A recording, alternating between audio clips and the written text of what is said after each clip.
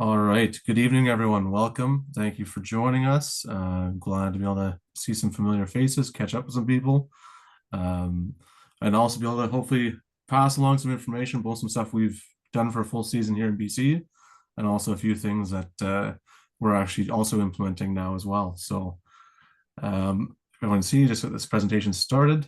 2025 with a lot of changes and trials. So, in July 1st, 2024. There were three law changes. We had the elimination of free kick option, elimination of a scrum option at free kicks. We had an increase, a change in law around in front of kicker offsides, and they defined and banned the croc roll. For you guys, yes, it was in the middle of your season last year, but it doesn't take effect until your season begins. So in this case, it wouldn't have taken effect for your main season. Technically, would have been in effect for high school or for university stuff in the fall. For us in BC, it took effect in the fall. And then January 1st, 2025, they announced 4 law trials and a series of things that weren't going to move forward. So timing changes, not straight in a line out, TMO protocol change, and cleaner ball at scrum, ruck, and maul. So the other 3, we have mark from a kickoff or restart. That was a closed law trial. Maul, one-stop maul, they trialed that as well. And the 20-minute red card replacement, they still trialed it. It's been deferred. It is not active. So those 3 at the bottom, they were not progressing. So it's nothing for us to worry about. And then obviously, we don't get TMO in Saskatchewan, so we don't have to worry about that one either. We're going to start tonight with a free kick, no scrum. I'm going to go a little bit of a non-linear path because I think it makes a little more sense to do the technical than to move on to the little more complex. Having to watch this. Oh, hello. Oh shit! Sorry, Cole. Nice beard. Didn't mean to. That's all right. Either way, from free kick, we're gonna go to timings. Then we're going to not straight line out, going up to the croc roll, and kind of the big 3 at the end: the croc roll, in front of kicker, and ending with playing the halfback, the cleaner ball at scrum, ruck, and maul. Okay. So first one, really simple. Eliminated the scrum option at free kicks. Rationale, speeding up play after technical offenses by avoiding multiple reset scrums. Just the law. Basically, they've made a couple little updates here. And one consequential change of this, just in case anyone cares or this happens in your game. When you take a mark now, if you're injured in the act of claiming the mark and you're unable to take it, a teammate may now take it. Previously, you basically had to ask for a scrum. So they've had to make that change. Another one just to highlight with this, I think a lot of us don't know this is an option. If you're awarded a free kick at a lineout, you can choose to take a lineout at the same mark instead of a free kick. But generally, in play now, the goal of this, if we get a free kick, whistle's gone, free kick arms up, we're looking for the ball to be kicked and play to continue. Timings. For kicks at goal, penalties, existing law was already 60 seconds. So they've reduced conversions from 90 seconds to 60 seconds. Set piece, the lineout's now within 30 seconds, replacing without delay. Now matching the time set for in law for a scrum. So again, rationale, speeding up the game. 90 seconds was a long time to kick a conversion. They're just making it consistent across the board. So our 2 really technical ones, free kicks, the no scrum option, and timings. Any questions on those 2?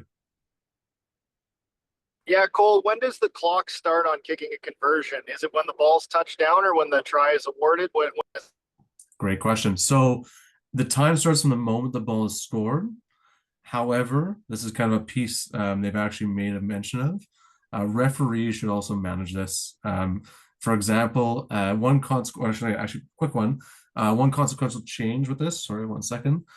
They have actually gotten rid of the law that says you need to use the same ball. So if the ball is wrecked or kicked away, you can take another ball to kick the conversion.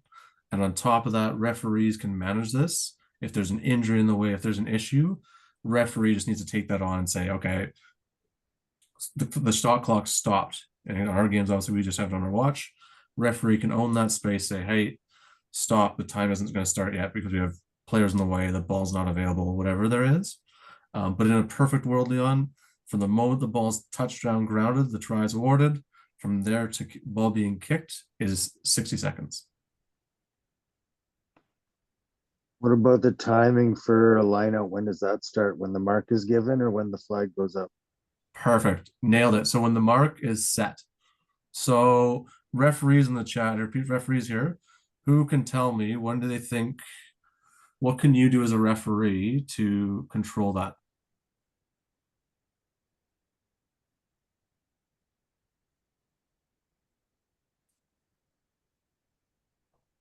No one goes, I can pick someone. When you get there, Yep. as a referee, you get there, you set the mark and say, your timing starts now.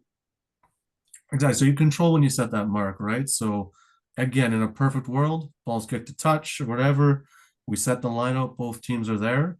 The only reason this is in law is to try and give us a much more black and white, similar to scrum. If a team is messing around and not getting to that line out and they are wasting time, we're going to free kick it and we're going to move on with the game. 30 seconds is a long time though. I think it is actually longer than a lot of us realize. So again, as a referee, if there's an injury, anything like that, we're obviously going to go time off or we're not going to set a mark until the player is ready to be resumed. Okay. Any other questions, timings? Sorry, Cole. So that's 30 seconds from when the AR calls the ball out, or is that When the referee sets the mark. okay? Right. So AR puts the flag up, you're gonna signal, you're gonna take a look, watch that ball. Referee's responsibility is to actually set that mark. So the referee gets there, they're gonna set the teams up, set your space, and then that's when our 30 seconds start. Okay, thanks. Can you go back All to right. the previous slide? Sorry? Can you go back to the previous slide? Of course. Thank you.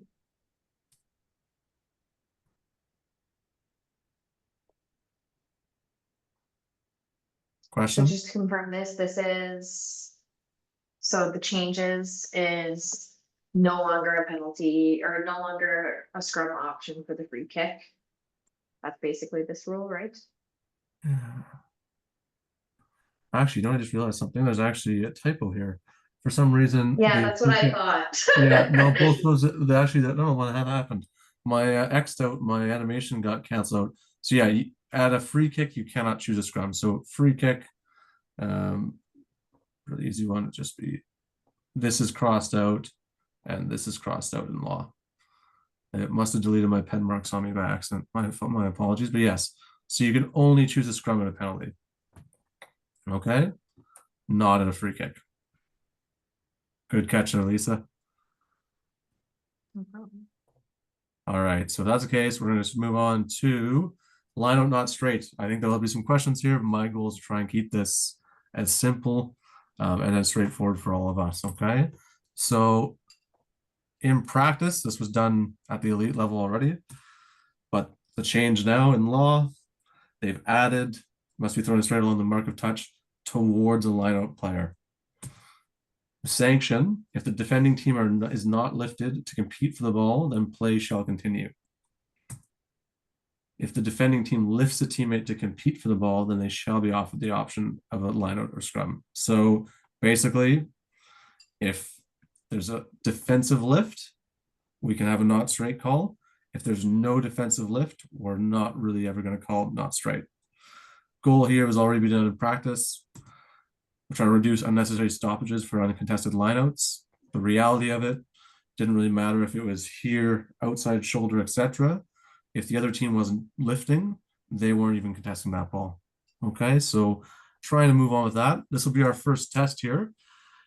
I'd like everyone, the first 3 clips in that YouTube video, the link I sent out, I'm just going to pull my chat up really quick to make sure everyone's got that. You pull up that YouTube video, the first 3 clips are line out, not straight clips. Obviously, decisions, non-decisions. I'd love everyone to really take quick. All 3 clips total are about 50 seconds.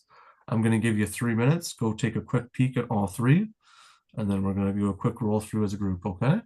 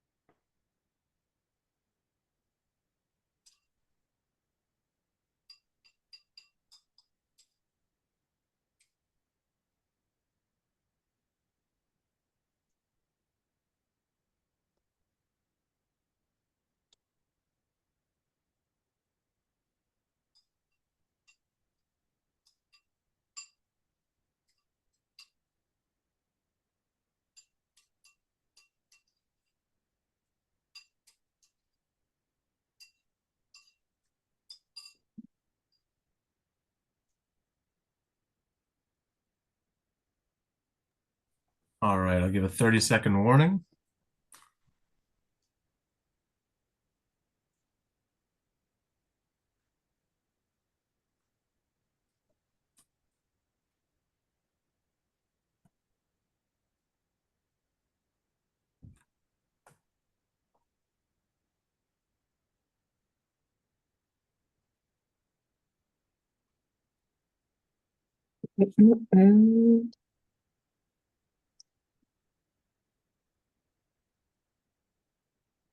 All right, everyone back in here.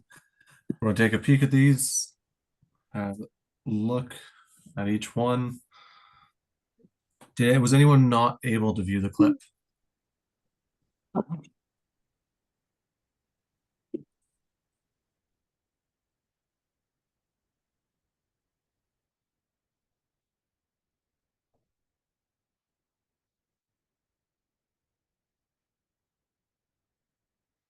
All right, I'll take that as a no. So if that's the case, first clip.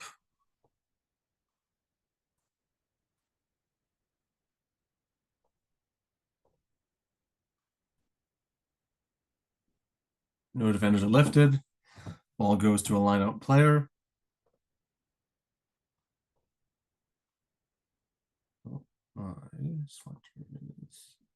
We are going to be playing on.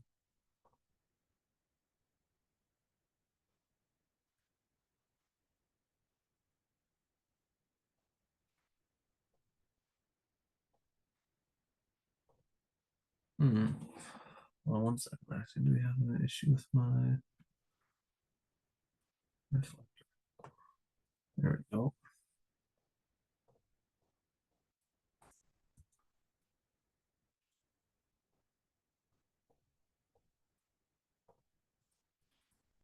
So that's play on. And in that case, what we're really looking for, when the defense doesn't put anyone up to contest the ball, we are looking to play on.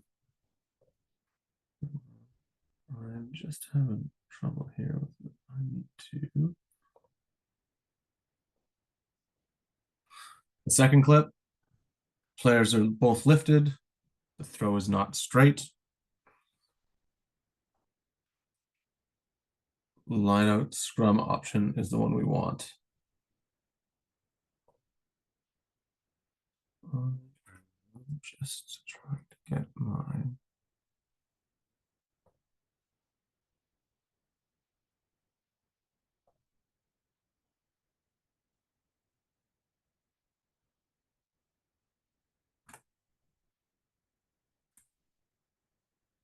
Oh, 1 second. I'm just going to stop that.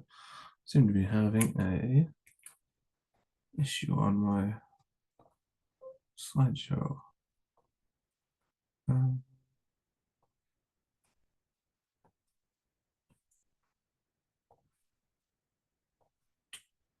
Apologies there. A little bit of technical difficulties.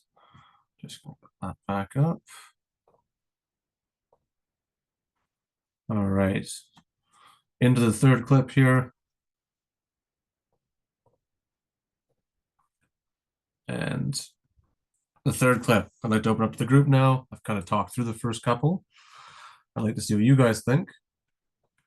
In the third clip, who's calling not straight?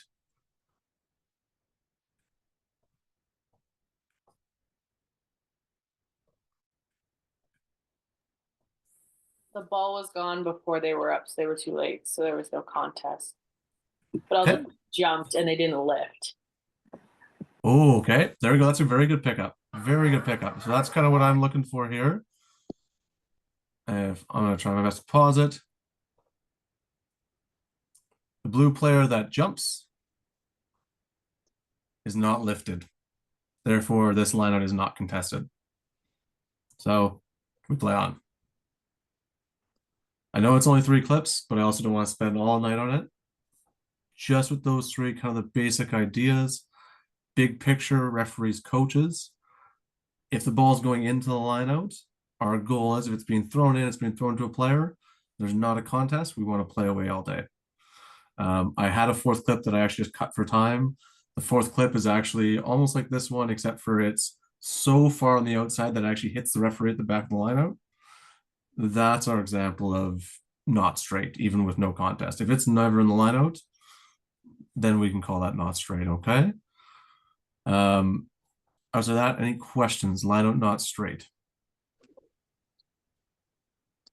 Cole, at the risk of creating a what if scenario Yeah, tidal wave, yeah. what stops a hooker who's feeling particularly cheeky from just throwing the ball directly at his front prop, assuming they're the front lifter, Yeah. which wouldn't give the defending team any time to lift a player even if they wanted to? So the two exceptions to this rule, not even pure exceptions, but because they have an impact outside the lineout, a short throw, so a throw right to 5 meters, that's not to a lifted player. So if you lift right at 5 and catch it at 5, it's play on, right? That's just speed. That's really good. We want to encourage that, and defensively you have to be ready for it. If it's a short throw though to the players in the front, it must still be straight because otherwise it's never come to the line of touch, okay, to the mark of touch. So that one, the other option is a long throw. So if you overthrow the line out intentionally, that also must still be along the line of touch. Perfect. That makes sense. Thank you. Okay. Any other questions? So it still has to be caught by somebody that's in the line of the line out. It can't be caught by like the scrub half or something like Yeah. that. Okay. Well, so in the line out, I don't want to do too much of a rabbit hole. If anyone's been watching professional rugby recently, there's a really big trend right now with this happening where the receiver, obviously you can swap, so receiver can join, someone can leave before the ball is thrown. But in law, once the ball is thrown, the receiver can join and take the ball. So a big thing in professional rugby right now that we're seeing is they'll throw the ball, they'll lob it, they'll boost at the back, and the receiver will jump in and catch the ball lower than the booster because everyone's eyes are up there and they'll jump in and take it. Again, because it's thrown in the line of touch, it's play on.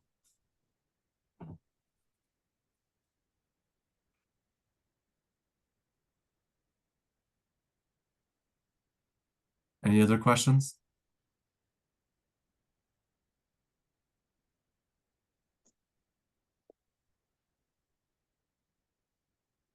I did my best to grab local clips because for me, I think you watch the World Rugby clips on this, it's not as clear. They're a lot more obviously strict, and also, funny enough, they're also looser in some regards. But a lot of it has to do with the fact they're dealing with professional players. So I think the biggest cues for us, even with coaches, with players, I do believe I think we had this all season, or sorry, we didn't have this one, but we were talking about how we apply it, especially at the next level. Some of the MLR stuff we've talked about, and the big question is, it actually kind of forces teams to really get effective at their lineout throws. They need to know what they're hitting, and they need to know where they're going. Right? If the defense chooses not to contest, they get the benefit of they've got their full team on the ground ready to prevent a maul or any kind of set play. No more questions. We're going to move on to our next bit, the croc roll. I know this is one that's had a long history, and a lot of people have had different ideas of what a croc roll is. Even going back to when I was a player, I know there's conversations about a croc roll. It's actually never been defined or discussed in law prior to now. Now it's been defined. So a crocodile roll is a prohibited action where a player laterally rolls, twists, or pulls a player who's on their feet in the tackle area to the ground. This action often lands on the player's lower limbs. We often see a twisting action, so that's often where you'll see them coming around and they'll try and roll someone off. The other big one is the pulling action. So that's two ways to see them pulling. You'll see someone kind of, as they come over top of them, they'll just kind of slide down towards the ground rather than counter-rucking them off. Or pulling a jackler forward under the heads or necks. You'll see the one where they grab the jersey or the back and they'll pull the player head first into the ground. They are explicitly outlawing this and banning it. The biggest thing for coaches, referees, etc., drive, not dive. So If they're driving a player backwards, they can still grab a leg, they can still attack through, but they need to be counter-rucking over the top, not rolling, twisting, or pulling. Level of sanctions here. So foul play, driving player pulls or rolls jackler past the initial point of contact forward. You have the risk of dropping on their lower limbs or hyperextension. Similar to head contact process, the level of sanction is based on degree of danger. So for a penalty or a yellow card, we're looking for croc rolls with a drop near or onto the lower limb. So kind of low, medium danger. This one is, we can have a little more conversation when we see it. This is your average croc roll. If you're seeing someone roll, generally speaking, what we've gone for is if you see someone roll and they don't land on the lower limbs, that's your penalty picture. If you see someone rolling and landing on the legs or getting the legs while they roll, that's when we're starting to pull into a yellow card, but a medium danger. They're putting that knee in an awkward position. And then the red card picture is a croc roll with a drop onto the lower limb or causing a hyperextension of the leg. So very high danger situations. There's 2 clips in a row here. What I'd like you to do, we're going to actually watch these ones one at a time because the pictures are a little bit less clear. So if you'd like to go ahead, you can go ahead and watch the croc roll clips. I'll circle back here in about a minute.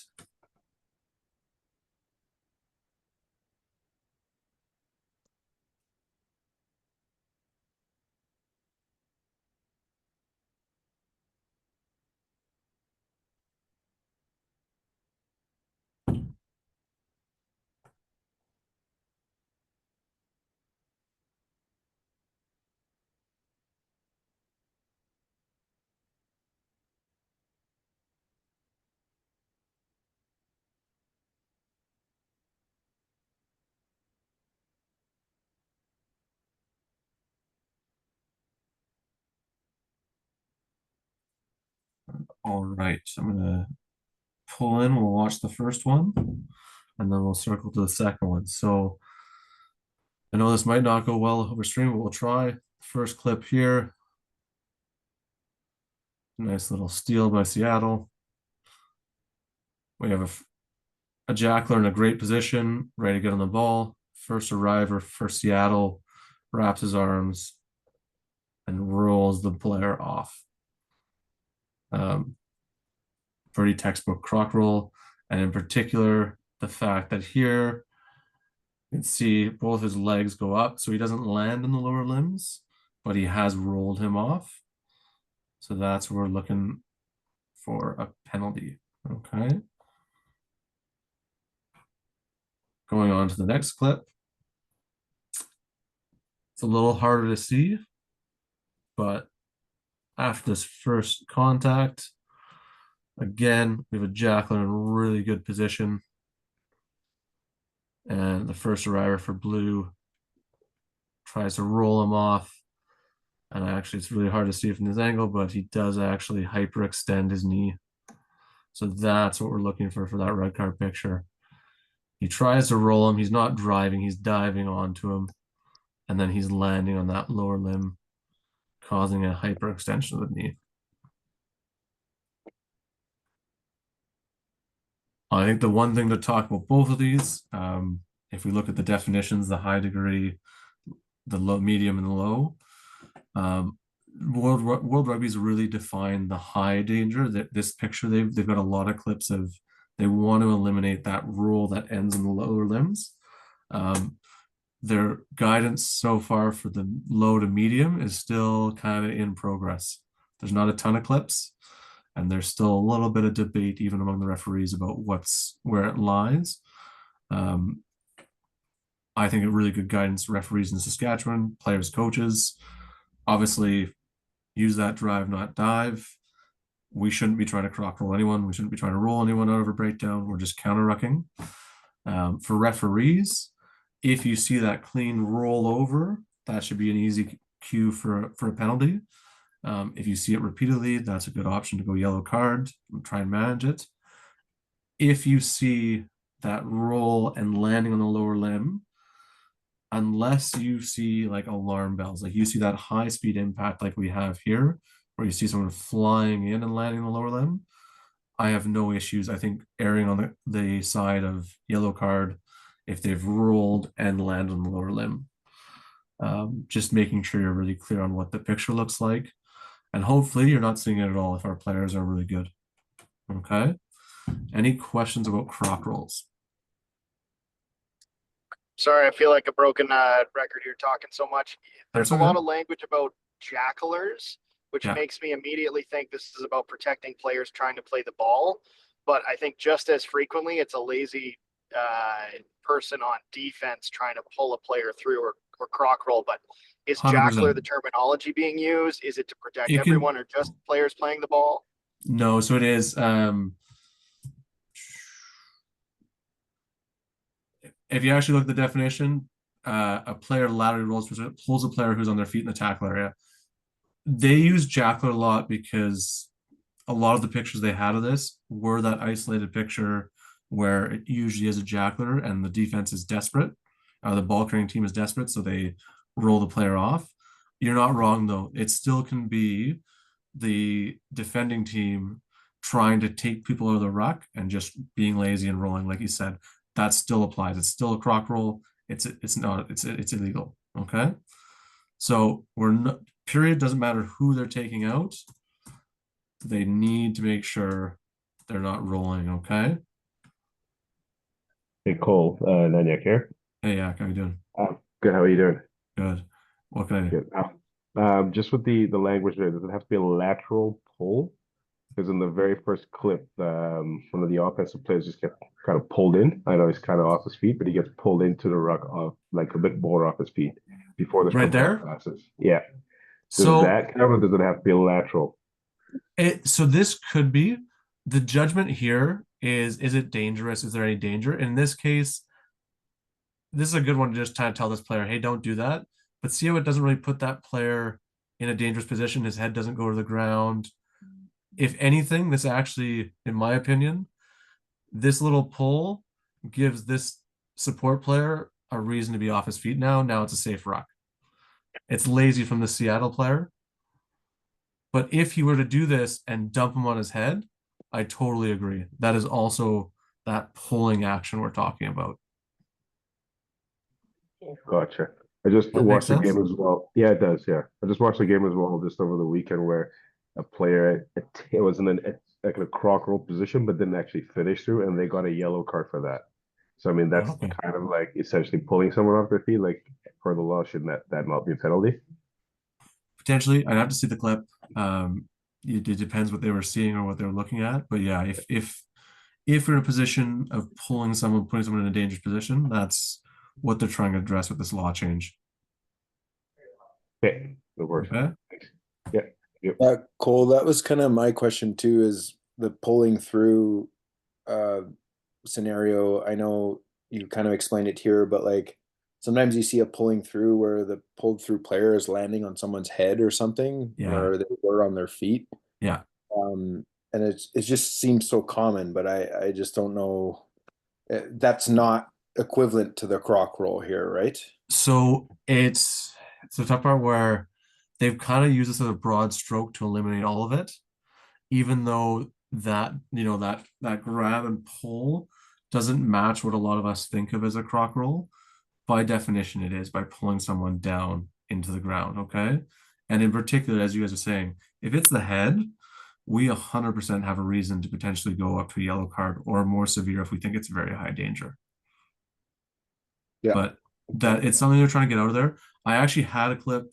Unfortunately, it's VO and it's the far side of the field, so you can't see it.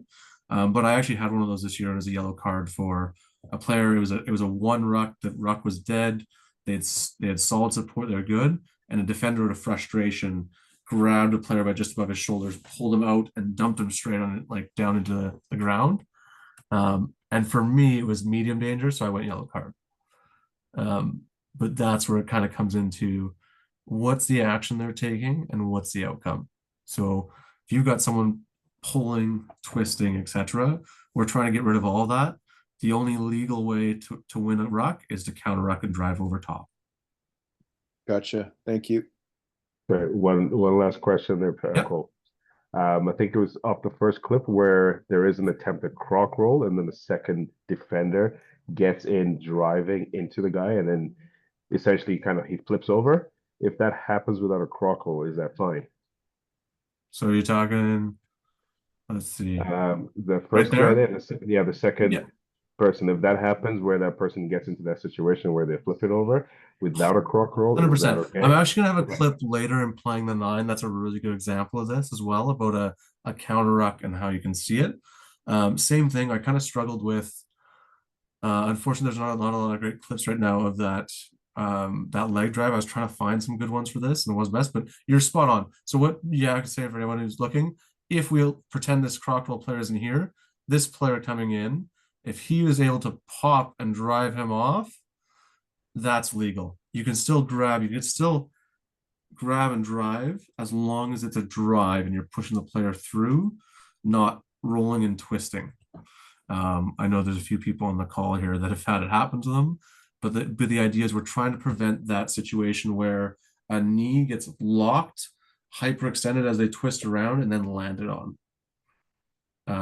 Whereas a drive, when you grab a leg and you drive them straight back and they usually end up on their butt or the back, that's a really good picture of just driving off a ruck.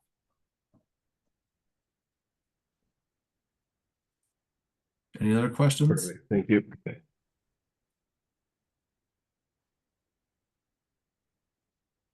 Adam, I see your microphone coming off. Are you question? No, I got nothing. Okay, awesome. There's a couple World Rugby ones here. I don't want to go into too many of them, but just because of the conversation there, I do want to show.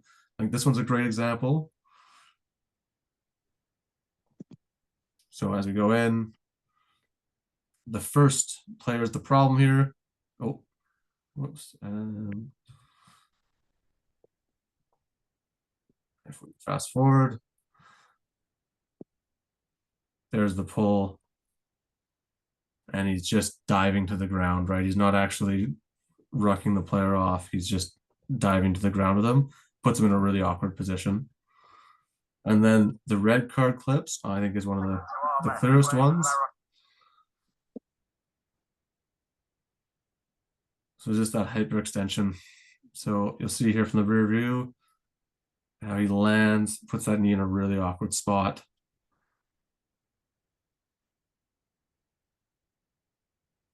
That's what we're kind of looking for, okay?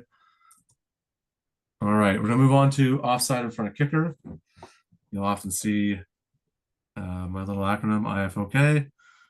The rationale here, we're trying to clear up space for players to attack into and reducing loitering offside players. So, whole bunch of law changed, just some strike throughs and stuff like that. They've replaced move forward for why you might be penalized to move towards the ball. So we need people to move away from the ball when they're in front of a kicker.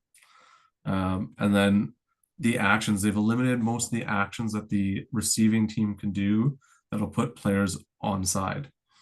Okay, so really have limited it to kicking the ball or intentionally tension the ball without getting possession of it. 90% of those are charge downs. Okay.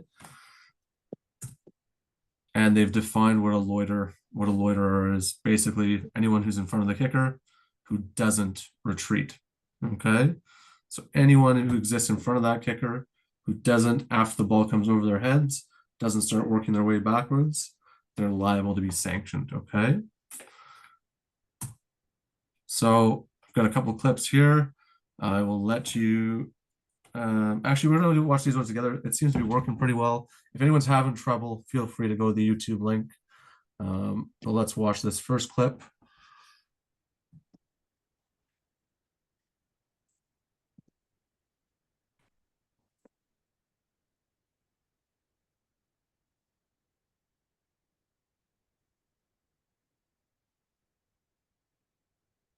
All right. Anyone see who was offside?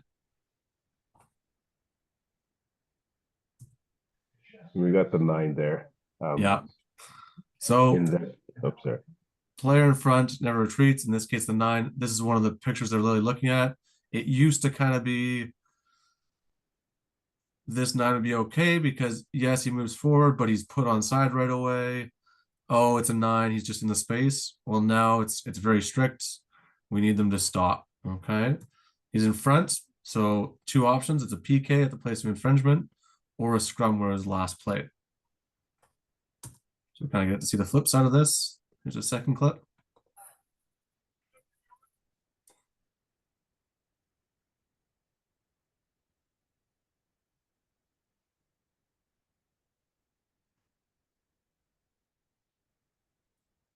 So a really good example. The 9, they come out, ball's kicked, the 9 starts running, the referee shouts at him, and he stops. We've taken away his advantage. We can play on at that point. All right. Next one, I'll let you guys watch this one, and then let's see what we think. Cole, you said the options were penalty kick or scrum. Where would the scrum be? Let's watch this one, Adam, and we'll talk about, because that last one is not a great picture because they're actually almost the exact same place. But this one will give us a really good picture. So kick from gold, blues under pressure. He's going to kick the ball.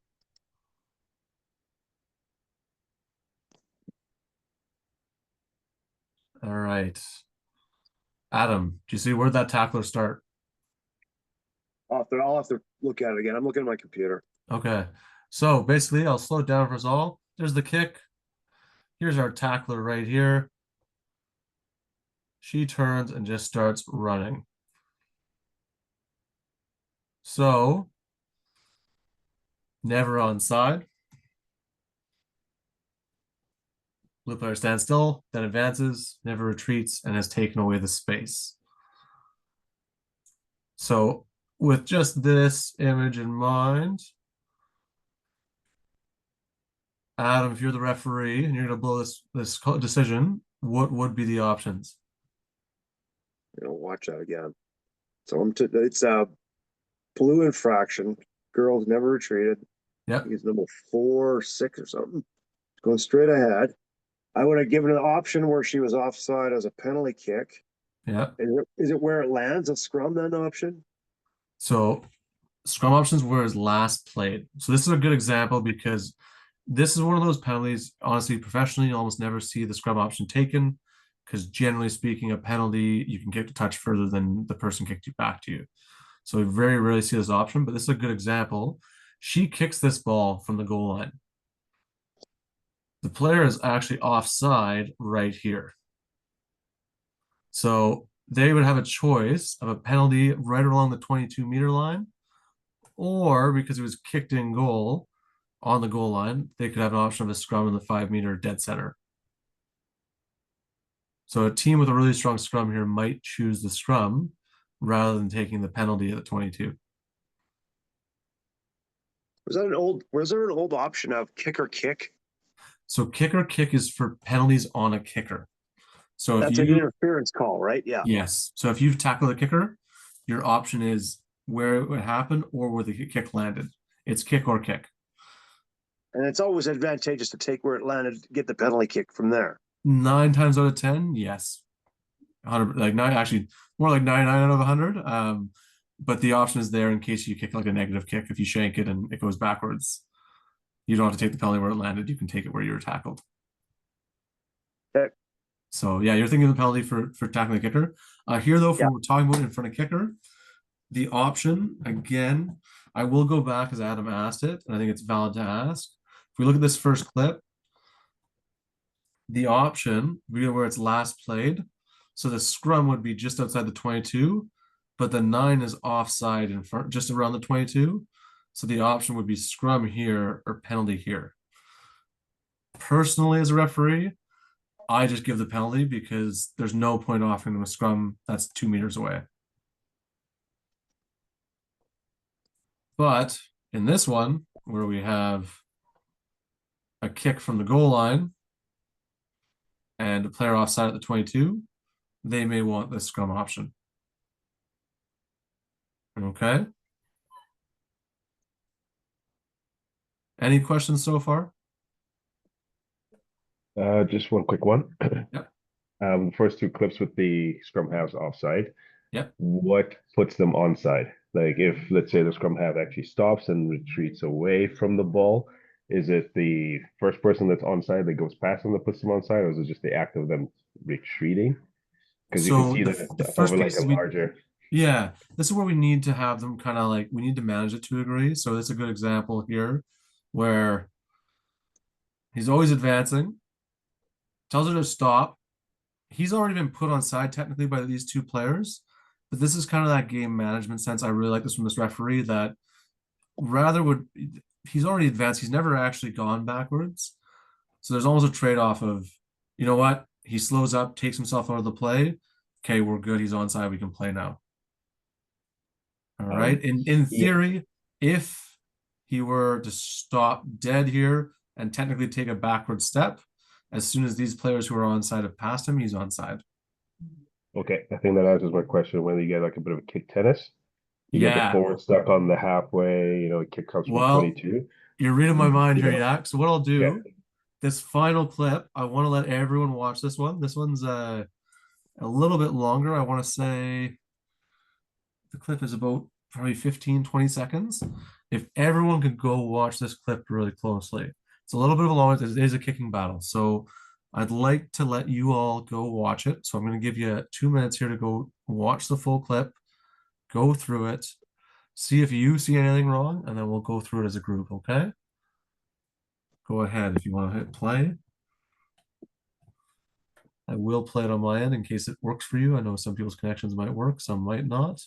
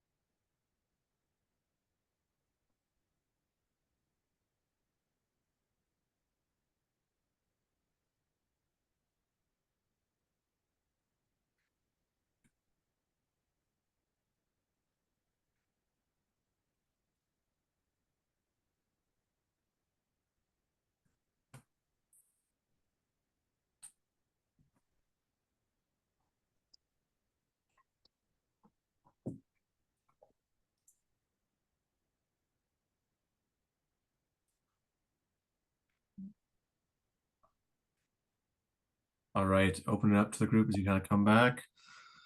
Is anyone unhappy with that? Does anyone have a player they think is offside? Anything they feel needs to be penalized? Anything you notice about that sequence?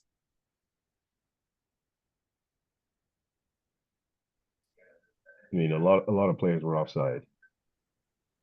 Okay. But they were retreating. They were active retreating, but they're walking backwards. But there was one guy that never retreated. Who's Number that, Adam? 17.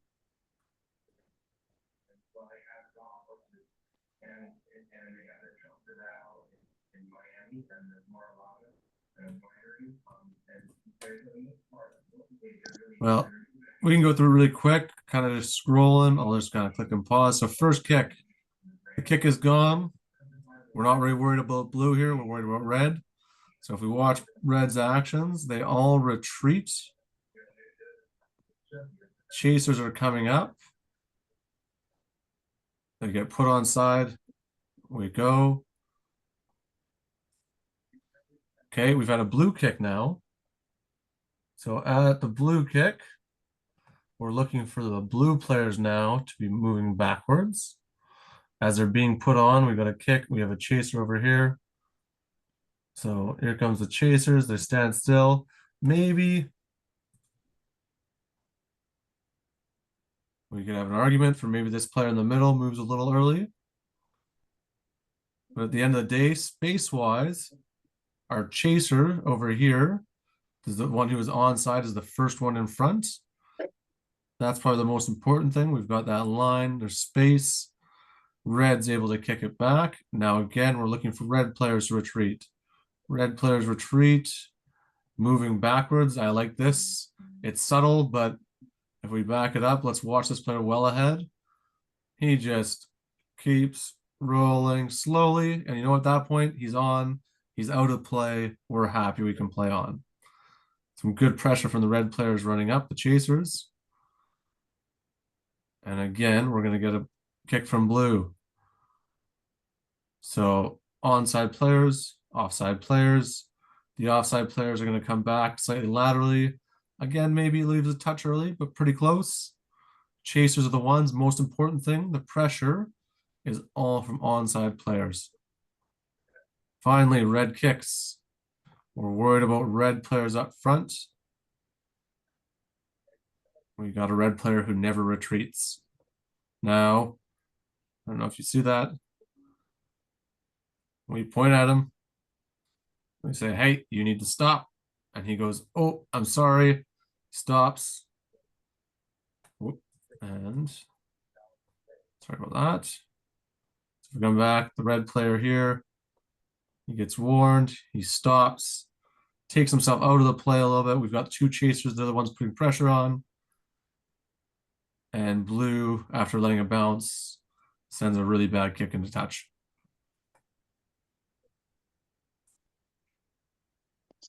I think the overall picture, how we feel after doing it for a season out here in BC, in the old days, when this happens, smart players would have just stood in the middle, and every time someone ran 5 meters, they'd just start moving forwards.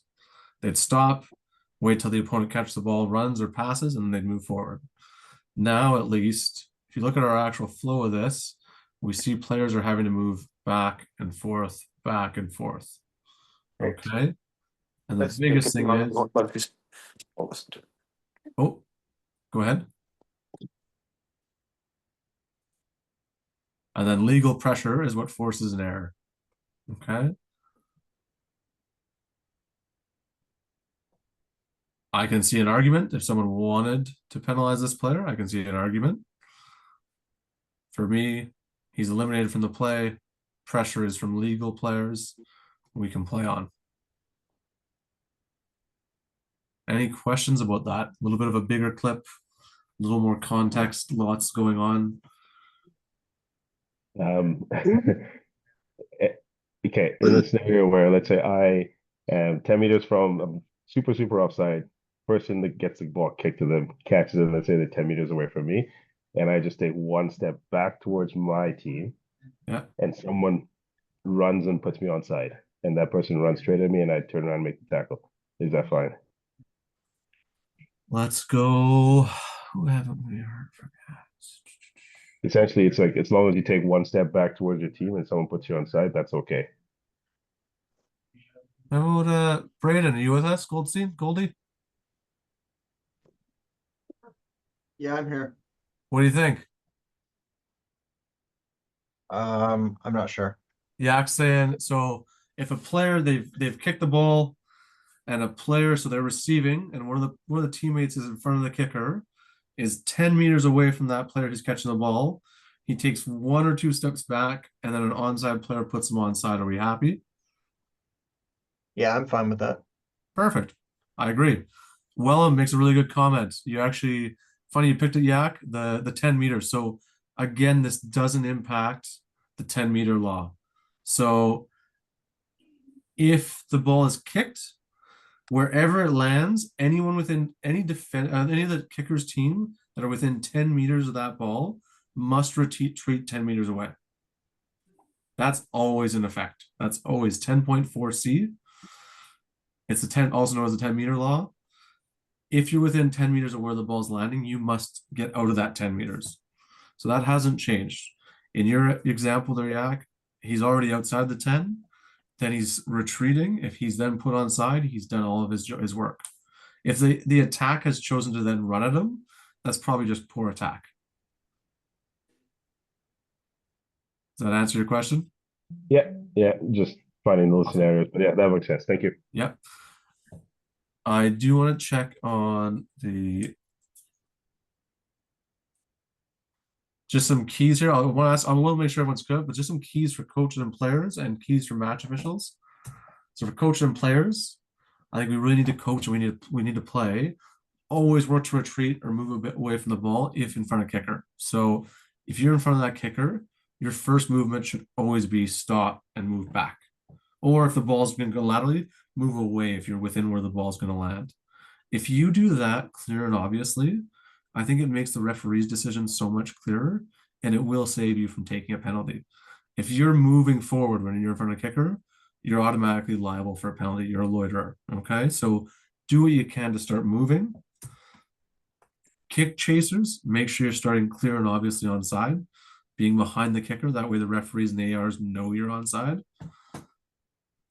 and they're able to see and know that you're an onside chaser. And then the last one, kickers and chasers communicating to teammates. Really big one. If you coach your team or as players together, if your kicker and chasers are communicating, letting guys know when they're onside, it's going to make your life a lot easier. For forwards up in the front, just keep moving backwards until you hear that, oh, you're onside, okay, we'll go. Just make sure the more clear and obvious it is, the less likely the referee's going to accidentally ding you because they think you're in front. Okay. For match officials, really big now, really important. It's always been, but I'd say even more so now. After a kick, we should scan, look across, identify your players, who's onside, who's offside. In particular, look for your chasers, identify who's going to put people onside, and identify who are your threats. So in particular, if the ball's kicked to the left side of the field, if there's any loiterers in that left side, those are the ones we want to identify and be like, hey, those guys need to move backwards and get out of the way. If we do that well, we can move and communicate. So really being clear about you're onside, you're offside, this player's onside, using your body as well to manage that. If you communicate clearly with the players, it makes the game a lot easier. Finally, ARs. You guys do a really good job in Saskatchewan with getting ARs in game. It's great to see. Major role to support this. So calling out numbers, also managing players who are closer to you or closer to the sideline than they are to the referee. Okay. Making sure we identify, again, who's onside, who's offside. If you guys are using comms, which is great, using those comms to tell the referee, hey, no, number 11, never onside. He's starting offside. Get him back. That way, if there's a tackle, you can give the option, oh, he's offside here, and we can play on. Okay, call the penalty, or if we can play on, if we have space and we're able to attack. So with those kind of keys and a bit of detail, any other questions about offside in front of kicker? I just got a quick question, and you don't need to necessarily go back to the video, but in that first one where the 9's offside, if he, instead of running straight across the pass line, like trying to get to the next portion of play, if he banana lines back around, is that putting him back onside? Perfect. Okay. Perfect. I think that's a great way to do it. A lot of the 9s here have made that adjustment. They will, if they know it's coming, they'll take that extra step back and then follow.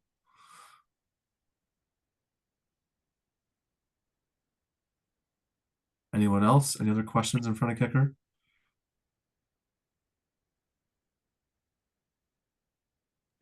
One last little scenario. Of course. Go ahead. Let's say players on the far left side, very offside, kick goes to the far right side, but that player never retreats, and the play just goes down the right side. Is that still a penalty advantage, even though they've got no influence in the game? Andrew Wellham, what would we call that? Hey, sorry. Repeat the question. Yak's saying if the kick's gone to the right and there's a really offside player on the left and the counterattack stays on the right, what's the left player? By the law, he's offside. Yeah. I'm probably managing it though and having a conversation rather than going straight to a penalty. Is he, if the play stays on the right side, is he material or immaterial? Immaterial. Perfect. So, Yak, to answer your question, players that aren't a part of the play, it's immaterial, we can play on. Thank you. I will add though, it's immaterial in the first instance. I'm going to have a word with him. if he keeps doing it, he still is taking options away from the attacking team. If Right. he's taking option away, I totally agree. Yeah. So yeah, it's not always going to be immaterial. Gotcha. Thank you. But that's what we're looking for. Materiality, like any penalty, it needs to have an impact, right? And that's where you look at that law. It talks about defining a loiterer. What we're trying to deal with is loiterers, people who are taking away the time and space for the counterattack. The way you describe it sounds like a player who's not really taking away time and space. Gotcha. Thank you. Awesome. Any more questions before I move on to the last little bit? If you're shy, you can always ask me afterwards as well. Okay, cleaner play from a ruck, mauler, scrum. We'll start with scrum because it's actually pretty straightforward with changes. They've amended the setup for the scrum half. So they take a position near the scrum no further than the center line of the tunnel. So as they're putting in the ball, let's imagine this red scrum half is here putting the ball in. Yellow scrum half starts beside the tunnel. He cannot or she cannot pass that line. Okay, so they can stay there. If they don't, they're offside. Sanctions a penalty. The defending halfback, so this yellow halfback, can stay where they are. Defend along the back foot offside line. So that's a second offside line. They can come back and anywhere along this line. It is infinite to both sidelines. Or they can retreat 5 meters and join the backs. All right. 3 options. All 3 are legal, but they got to pick one of these 3. Any questions about that adjustment at scrum time? I don't really have clips on this one. It's not really exciting to watch a video, and you actually probably see it worse than you do looking at a diagram like this.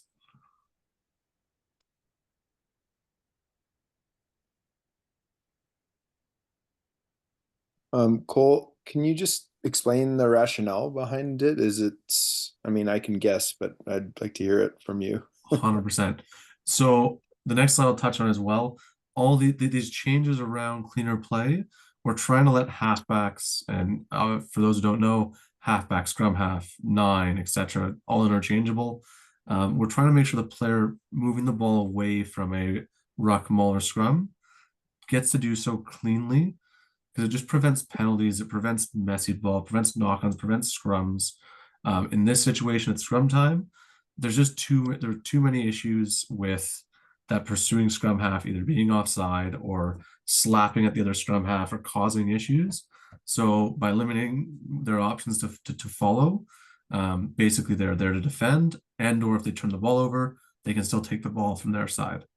So trying to clean up, trying to protect the put in teams 9, so that when they're moving the ball away from the scrum, they have options to do so cleanly.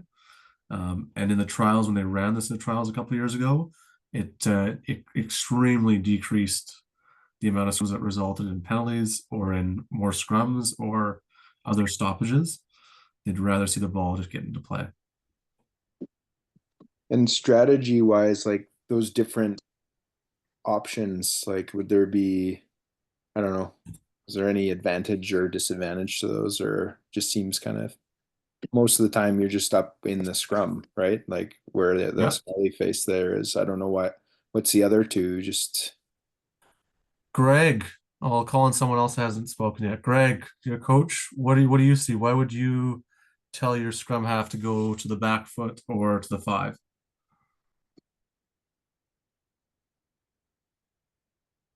Sorry. So repeat the question. So Josh, JC's asking, why would a coach strategy wise, why would you maybe have the scrum half stand at the back foot along that back foot offside line? Or why would you have them start back 5 with the backs? To either interfere or break out faster, basically. Yep. Okay. That's a good option. Anyone else? Any other suggestions? Any other reasons someone would move the scrum half anywhere? They kind of go into a flanker role sort of thing where they have a better angle potentially if the pass is getting moved out wide, maybe. Yep. Great. 100%. If you want if you want to stack the blind side when they're coming like on a scrum play near the goal line, they're usually pick off right.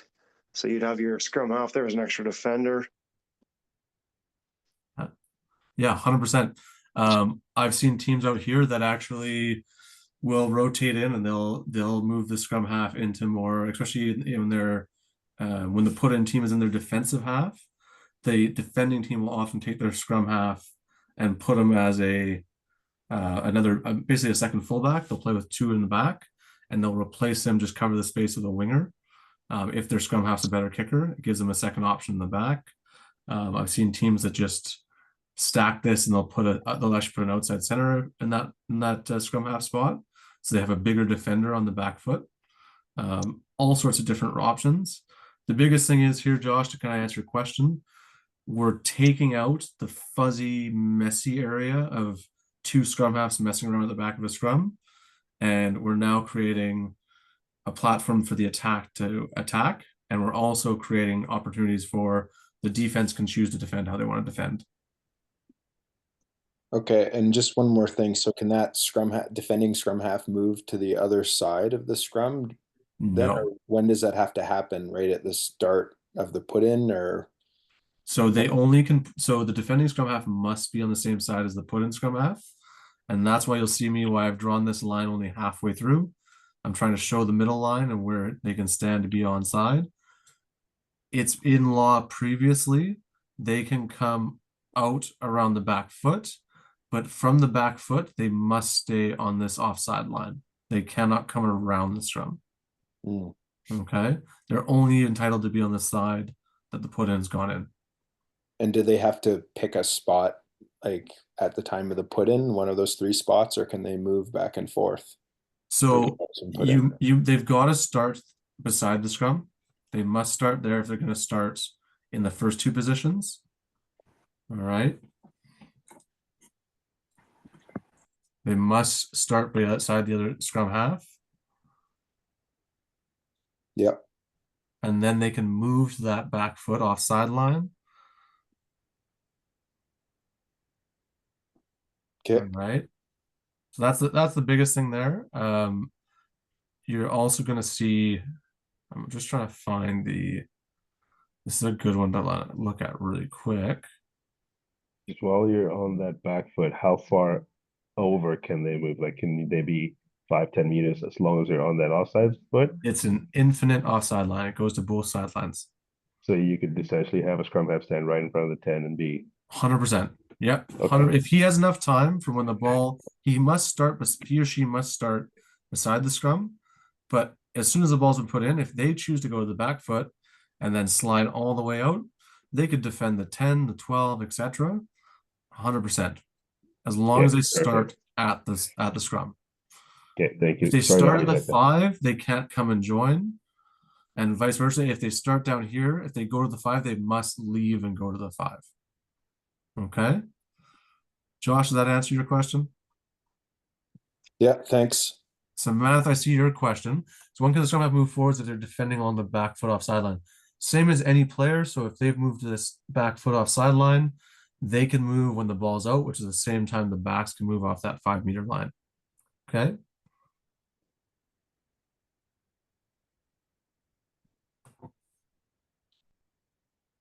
Awesome. About that question. Okay, any other questions around scrum here? If not, we'll move into the more interesting versions, which is ruck and maul. I will mention I didn't have any maul clips. The maul clips I had are all very difficult to see. Unfortunately, we don't have very close-up camera shots of a lot of our scrums in BC, or sorry, a lot of our mauls. So it's tough to see players playing the 9. So I've got just ruck clips, but the new law for ruck and for maul, a player who is or was a part of the ruck or maul may not play an opponent who is near it, so within 1 meter, and is attempting to play the ball away. So for simplicity, I'll keep saying you can't play the halfback. So playing the halfback, we're trying to leave the halfback to play the ball away from a ruck or a maul. Okay.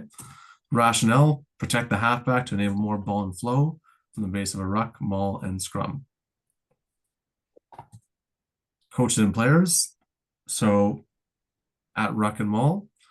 Big key, defend your post or pillar, or you can counter ruck. Those are your two options. Don't touch the halfback. All right, no more. We used to be able to try and time it and dive and try and swipe at his arm. We used to be able to kind of, try and catch him up, and maybe if you kind of rucked and maybe he's close enough to the ruck, you might be able to pull him in type deal. Not anymore. We can't touch the halfback. We cannot play the halfback if they're trying to move the ball away from the ruck or maul. For match officials, we're trying to ensure the halfback has had the opportunity to play the ball, to move the ball away, or the defense have done everything right to earn a turnover. So we got a few clips here.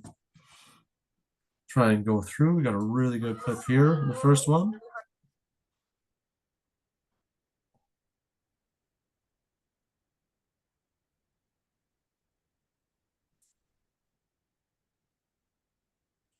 Backing it up. There's a player in the ruck. So we have this purple player comes in. It is a ruck.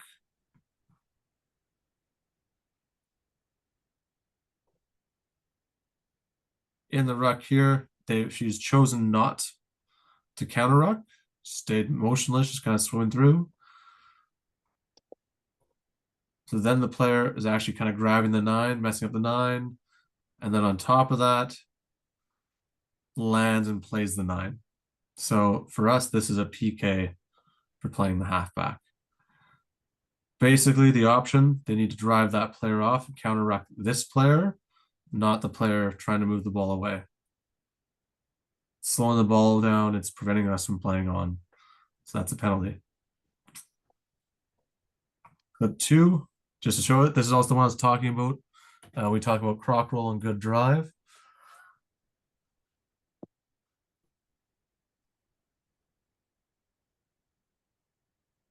So great counter and a turnover. Counter ruck legal. They've driven the player off the ruck. The counter rucker is actually not playing the halfback. What is happening is the halfback is getting stuck. The halfback fails to play the ball away. We have a turnover we can play on. So just going back to that, really good example. We have a good setup. There's a defender, they're set up over the ball. The halfback should be moving the ball right now. Chooses not to, chooses to take a second look. We've got a great counter ruck, and this is a good example. They actually grab that back right leg and drive him off and over. Legal counter ruck. Onside players join, grab the ball, and we play on. Cool. Yep. If the scrum half has picked up the ball, like the passing from the base, don't touch, I get it. But some scrum halves will pick it up completely upright. Yep. You still can't touch him at that point? Or is that out of the ruck at that point? Or it doesn't even matter? There's no. What do you think, Adam? What's your gut say? You've been rugby for a long time. Well, my gut would say that if that scrum half picks it up instead of passing from the base, that is out of the ruck. But I don't know if the new law interpretation, I would probably let the defensive player hit him in the past, but I don't know what the new defensive or the new law, if he gets a bubble kind of thing, like it's indicated as a bubble, but you can't touch him at all. Simplify it, Adam. If the situation you're talking about, if we have a scrum half who's picked the ball up and has clearly picked the ball up, they aren't trying to pass away right away. They have picked the ball up and they are now away from the ruck. Are we still in breakdown time or are we in open play? You're an open play there. I'm talking about some scrum halves. I've seen it a bunch here. They pick up the ball, then they pass it. So they get almost an upright, completely upright position. It's out of the ruck at that point, and then they pass because they're just not good passers. Yeah. So they need to do it from standing. Okay, so I was misunderstanding. So if they picked up and they've carried away, it's open play. If you're saying about the ones who kind of have an awkward pass, they might lift and then pass. Again, what we're looking for, if someone in the time that it takes them to pick the ball up and then pass, if someone who is legally onside is able to come up, close the gap, and be able to legally tackle them, I'd say sure, then it's probably an open play. But what we're trying to prevent, and we're going to get to it here in a couple clips, we shouldn't have people diving at the scrum half if they're trying to pass the ball away from a ruck or maul. Yeah. If they're I got diving you. at them, it's not legal. They need to let the scrum halfback play. Okay. Yep. Clip 3 here is a really good one. Can I go? It's a little sneaky one.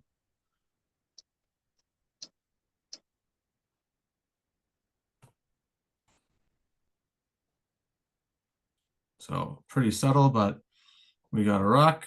Scrum half's going to look and play the ball. Our scrum half is right here.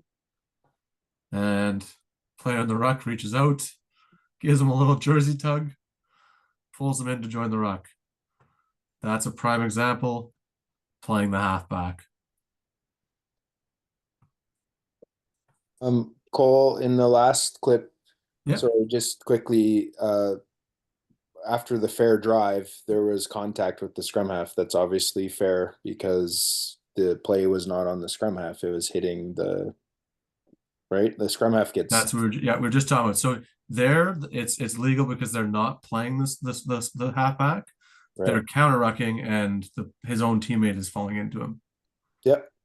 Right. So that's what we're looking for there, and even more importantly here, we talk about referees.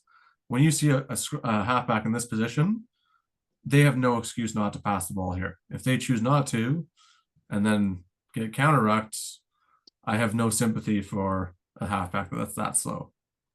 Got it. Thank you. So, All right. I have a follow-up question for that. Yes.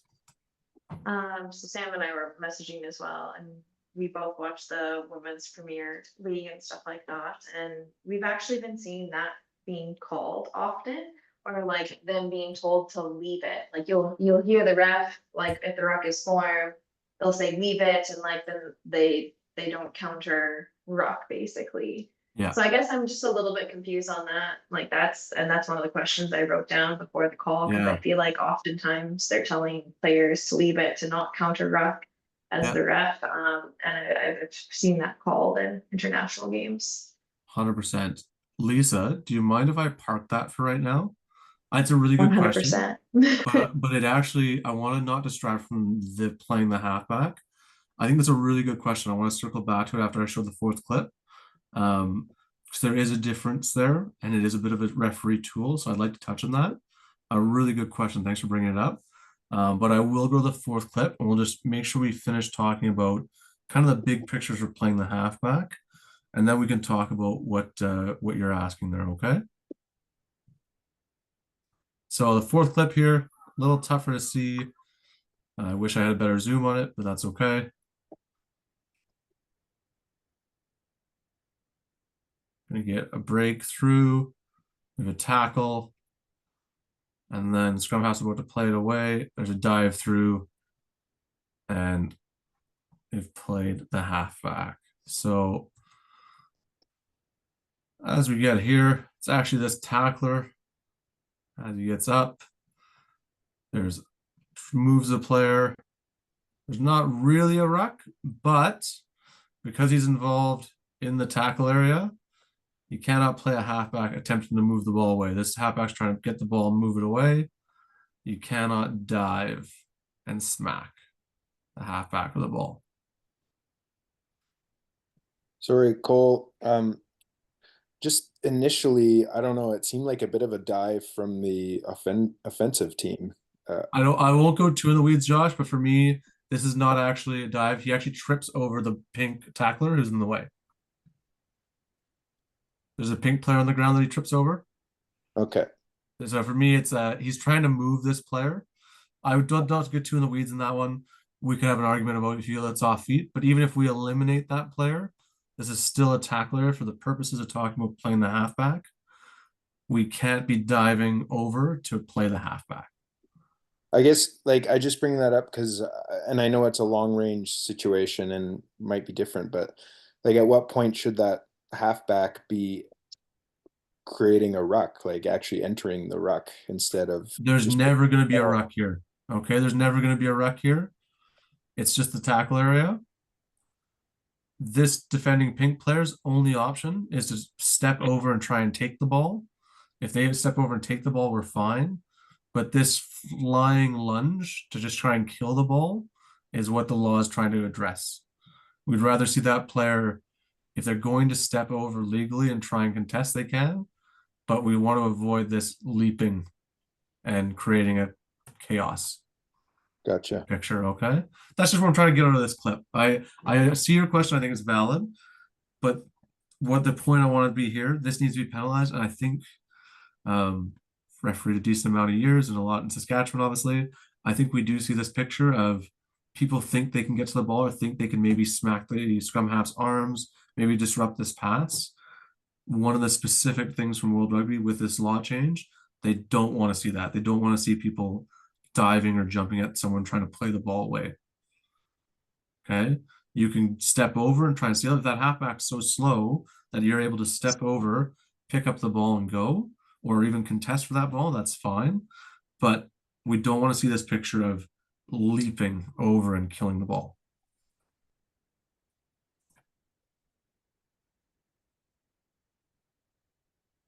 So what I'd like to do there, I want to just revisit Lisa's question there because I also think it applies to yours, Josh. One of the tough parts with breakdown things, Lisa, and what you're seeing in the Prems in particular, when they're saying they're not penalizing for playing the 9 necessarily, what they are doing though is we call it attacking a dead ruck. So often when those referees are saying that, like leave it or it's done, like you can't counter, and then players are countering after, it's usually because they've seen an infraction. So usually it's like the tackler's not releasing and rolling. It could be someone was messing with the ball. They've seen something, and in their opinion, it doesn't need to be a penalty yet. So they're going to try and play away from it. We call it a dead ruck. Basically, it means the team that has the ball has secured the ball. We want them to play the ball away, and we don't want players recklessly throwing themselves into a breakdown that's already won. And what actually is happening, I might have seen the clips you're talking about there, Lisa. What often happens is we have a late counter ruck on a dead ruck that usually has a tackler still stuck in there or something that's slowed the ball down. The referee's trying not to give a penalty for the tackler not rolling. And then we have a late counter that then puts them under pressure. So now we have to penalize because they've attacked something they shouldn't have attacked. Okay. And there is an expectation at the next level of when the referee says leave it, you leave it. Great, thank you. Does that answer your question? I think so. I think I feel, I could just be a mismemory, but I feel like I have seen as well, like that answers the leave it question, but I feel like I still have seen like playing the 9 when a person is like rucking through and the 9 is hit. And the other piece, maybe, like I said, it could be mismemory. So well, no, the other piece too is really subtle. I've called them before too. You still, even when you're counter rucking over, you still can't change your bind. And that's the other one, the other picture we will see sometimes, especially the high level. They'll try and sneakily, as they're tackling, as they're counter rucking, they'll reach out with their blind hand and grab the scrum half and drag them in, even if it's really subtle. What we're looking for is them to just drive. Sorry, I got something stuck in my throat. But yeah, I'm sure the referee sees something, or you know what, the referee might have got it wrong, which is also possible. So playing the halfback, kind of the key points here. Any questions on kind of the key points there about scrum, ruck, maul, making sure we leave the halfback to play the ball, not diving over top. Any questions there? I have a question, Cole. Yep. So you're all of this is to give that protection to the halfback to be able to make that clean play and everything. Is it safe to assume that if your halfback is drawn into the ruck, that if you do have some other players stepping in for that position, they are afforded the same protection? So it's any player who's attempting to move the ball away from the ruck. I know we say halfback, we say 9, we say scrum. The way the law is written, it doesn't matter who it is. It's just whoever is trying to play the ball away from the ruck or maul. Okay, perfect. Just wanted clarification. Yeah, and I think really important, actually, thank you for bringing that up there, Danette. It's really important clarification as well, because it also eliminates the question around, well, what about players that aren't going to pass? So like pick and goes near the goal line. Well, that's where we're not changing anything because they're not trying to move the ball away. They're trying to pick an attack. So you're okay to play those players and defend that post pillar because they're not trying to play the ball away from the breakdown. Quick question here, Cole. Yep. Just on top of I guess the last points here. If you're a player that's in the back of a mall, or let's say you're the, I don't know, third or fourth person in the ruck, but you're part of the ruck and the ball's there and you've kind of gone to play the ball away, does that mean that you've gone from just a general player to the halfback? So sorry, I just want to double checking. Are you saying so defending player or attacking player? I know attacking player. So scenario here, attacking player, I'm the third or fourth person to that ruck, and Yeah. I've joined the ruck, but then let's say there's nobody else playing the ball, and if I disengage to play that ball, and the same scenario in the mall, if I'm the last person, like the Yep. hooker or the, Yep. And then you come around if to I play it. Yep. disengage, if I attempt to pass the ball, does that basically transition me from just a general player to a halfback? As soon as and the easiest, I know the mall picture is really hard, and as I found when I tried to find clips, the mall picture is really hard to show, but it's the same rationale to answer your question. Like, and for everyone else, what we're talking about there is if we have a ruck where there's 3 or 4 people in, and the back person realizes there's no scrum half, so they detach. If they detach, they've now become the halfback. So for the purpose of the law, that's the player trying to play the ball away. So yes, that person is now, if they're trying to move the ball away, they are protected and you can't play them. Yeah, perfect. Thanks. Where it gets messy, and actually a really good point to bring up, yeah, I appreciate that. If someone's in a mall or in a ruck, I mean, actually malls are probably even better one, and they are partially bound with an opponent, I think it's a really good opportunity for the referee to just manage it. You can ask the opponent to let go of them and leave them. You don't have to penalize it immediately, especially if they release them right away. The player's able to get to the ball, pass the ball away. The goal at the end of the day for this law change, we want the ball to move and be in play and not have penalties happen at the base of a ruck or at the base of a mall. So if a player is through the middle in a mall, and they're kind of like at the point where they, a scrum half is kind of at the back, kind of getting ready to pass, but it's still moving forward. If that person through the middle can like reach the scrum half and kind of like reach the ball a little bit, are they allowed to slap at it? Are they allowed to try to get it? Like, where's that? So you can't, because you're part of the mall. You can, if you've managed to get that position, the only option you have is to try and obviously hold up and in a mall situation, that last player who's holding the ball, the current ball carrier, your only option is to try and clamp down and prevent that ball from being available. But if they're able to get the ball past you and there's a scrum, a halfback there to play the ball away, you cannot touch the halfback. Okay. All right. That's the purpose of this law change, is to try and protect in those situations for mall in particular. Even though there's a player who might have worked their way through, they don't have permission to try and play the scrum half, the halfback or scrum half. They must stay a part of the mall. Again, in those situations, usually when you have a player who's worked their way through that far, usually the attacking team at that point is trying to give the ball to a halfback and move it away. Because if they don't, it's going to get swallowed up and they're not going to produce the ball.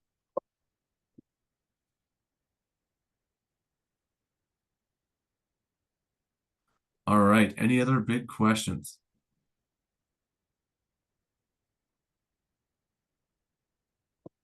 Just over an hour a bit. I really appreciate some really great questions throughout that. Tried to keep it somewhat concise. I know there's a lot of changes and a lot of maybe fundamental changes to the way some of us play and some of us referee. I will stay on for a little bit of Q&A. Andrew, do you want to stop the recording now and we'll keep going?